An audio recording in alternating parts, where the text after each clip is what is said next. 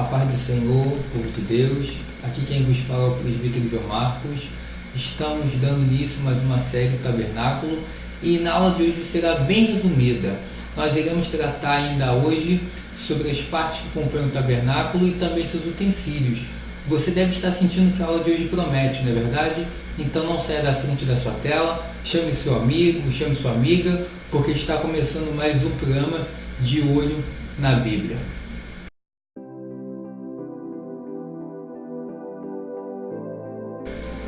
Pois bem, antes de falar sobre o tabernáculo, devemos esclarecer uma dúvida de muitos. Muitos se perguntam o que é o tabernáculo? O tabernáculo é o centro de adoração dos israelitas, ou seja, era o lugar onde os israelitas podiam oferecer seu sacrifício e sua adoração por meio dos animais e por meio dos cereais e dos seus frutos, no qual Deus abençoava a sua terra. E uma coisa muito importante a ser dita sobre o tabernáculo, esse lugar de adoração, é que o mesmo era móvel, não tinha uma residência fixa, não ficava plantado em um lugar fixo e permanente. E também uma coisa muito interessante para abordarmos sobre o tabernáculo é que o mesmo, ele era um tipo, uma figura das coisas celestiais, era um tipo daquilo que se encontrava no céu. O tabernáculo havia sido dado a Moisés como modelo em cima do Monte Sinai, não esqueçam disso. E aonde é que o tabernáculo se encontrava? Em primeiro lugar, o tabernáculo se encontrava no deserto junto com Israel, na sua peregrinação, lembra? Em rumo à terra de Canaã. Então, nesse período, o tabernáculo se encontrava no deserto. Depois, quando os israelitas eles têm a sua liderança com Josué, o tabernáculo encontrava-se em Gigal, e depois, quando eles adentram dentro de Canaã, o tabernáculo permanece na terra de Siló por 300 anos. E vamos falar nesse momento sobre as partes que compõem o tabernáculo. O tabernáculo ele é composto pela cerca, pelo átrio ou pátio e pela tenda. Isso mesmo. O que é a cerca? A cerca era a divisão entre o arraial dos israelitas e o santuário, entre o lugar santo e o lugar comum onde o povo habitava. E já dentro do pátio, ou chamado de pátio dos gentios, era onde que o povo podia ir e oferecer seu sacrifício a Deus. No pátio era o lugar de julgamento do pecado, era o lugar onde o pecado era julgado. E por quê? Porque no pátio havia dois utensílios importantes. Encontramos dentro do pátio o altar de bronze, o altar de holocausto, ou altar de cobre, aonde que o ofertante trazia seu animal e naquele altar o ofertante ele oferecia o seu animal em sacrifício a Deus. Lembrando que aquele altar de cobre ele era feito de bronze, e o metal bronze ele nos fala a respeito de julgamento. E por quê? Porque nas batalhas o metal bronze era feito para fazer capacetes, armaduras, couraças e todo tipo de equipamento para a guerra. Então o bronze ele tem um significado de julgamento, de juízo, de guerra. Então quando o ofertante trazia a sua oferta para aquele altar, era Deus fazendo juízo contra o pecado. E por quê? Porque não somente aquele altar falava de julgamento de pecado, mas também falava de redenção, de expiação. E por quê? Porque quando o ofertante trazia seu animal para cima daquele altar, Deus estava julgando o pecado em cima daquele animal da seguinte forma. Por quê? O animal era totalmente inocente de qualquer tipo de culpa que o ofertante poderia ter cometido contra Deus. Aquele animal era inocente, o sangue daquele animal era limpo. Então o sangue derramado naquele altar era falado em favor do sangue do ofertante. A vida daquele animal havia sido dada em troca da vida do ofertante. Não é isso que Hebreus diz, que sem derramamento de sangue não há remissão de pecados? Pois bem, então naquele altar, Deus estava fazendo julgamento contra o pecado. E isso aponta para o sacrifício de Cristo no Calvário, que Cristo, em cima do Calvário, era como ao Cordeiro de Deus, que não tinha pecado e era totalmente inocente. E o sangue de Jesus, ele falou em favor do nosso sangue. A vida de Jesus falou em favor de nossas vidas, porque o sangue de Cristo foi dado em troca do sangue de toda a humanidade, de todos aqueles que crêem no seu nome. Agora, nós temos também a bacia de bronze, na qual o sacerdote, antes de entrar no lugar santo, eles deviam lavar suas mãos e seus pés.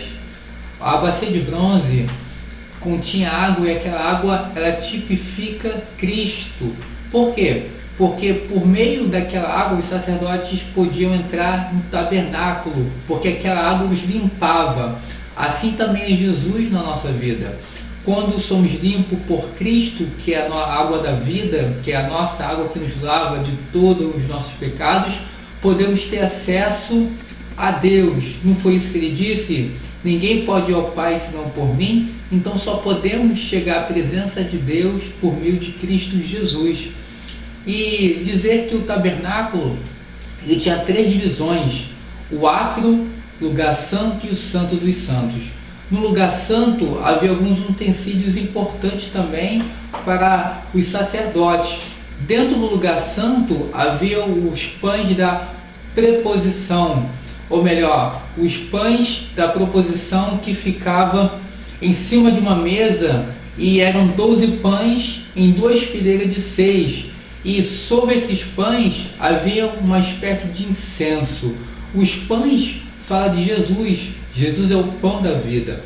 Porque aqueles 12 pães representavam as 12 tribos de Israel.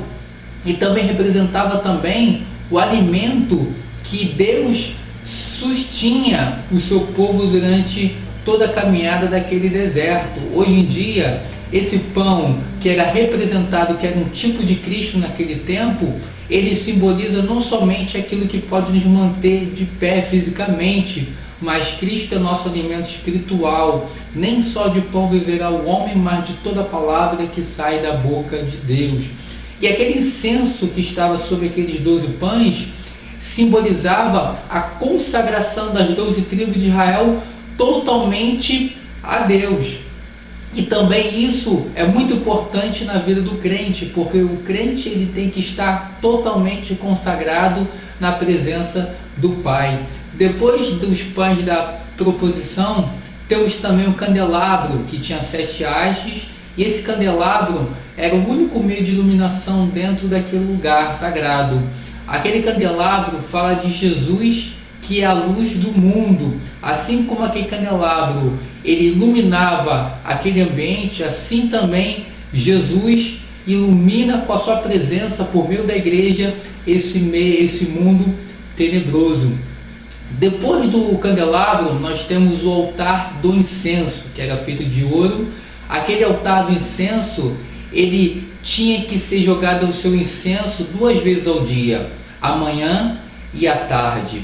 O sacerdote pegava as cinzas do altar do holocausto com uma mão e com outra mão pegava aromas, especiarias, e quando ele chegava diante daquele altar do incenso, ele jogava as cinzas do holocausto, onde que havia queimado o sacrifício no pátio, sobre aquele altar de incenso, e com outra mão jogava também o aroma suave.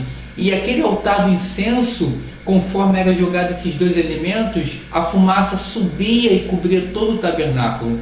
Aquele altar do incenso simbolizava a oração dos filhos de Israel, que era elevada a Deus. E também aquele altar do incenso simboliza a oração da igreja, que é levada até Deus por meio do nosso sumo sacerdote, que é Jesus Cristo, nosso intercessor perfeito e o nosso sacrifício perfeito. E dentre o altar do incenso e mais adiante havia um véu que fazia separação. O véu era um véu grande que fazia separação entre o santo e o lugar santo dos santos. E o que havia dentro do santo dos santos?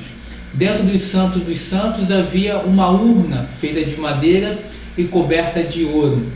E em cima dessa urna tinha a sua tampa, que chamava-se a tampa a tampa do propiciatório. E sobre esse propiciatório havia 2 querubins, um à direita e outro à esquerda, que simbolizava que Deus estava em cima daquela arca. E a arca se chamava Arca do Testemunho, ou Arca da Aliança, ou Arca do Concerto. E havia 3 coisas importantes dentro daquela arca: o maná, a vara de Arão e também os 10 mandamentos, ou as 10 palavras. Esses 3 elementos estavam contidos dentro daquela urna para que Israel nunca esquecesse da fidelidade de Deus, na qual ele teve com o seu povo durante 40 anos. Durante 40 anos o Senhor, o Deus de Israel, havia sustentado o seu povo com maná. Durante 40 anos o Senhor não deixou de levantar líderes no meio do deserto. Durante 40 anos Deus nunca deixou o seu povo sem sequer uma palavra sua, uma promessa sua. E se você gostou dessa aula de hoje, compartilhe, inscreva-se no seu canal, nos abençoe com a sua curtida, comente aí e inscreva no seu canal, porque você fazendo assim, você estará nos abençoando. Amém? Fica com Deus e até o próximo programa.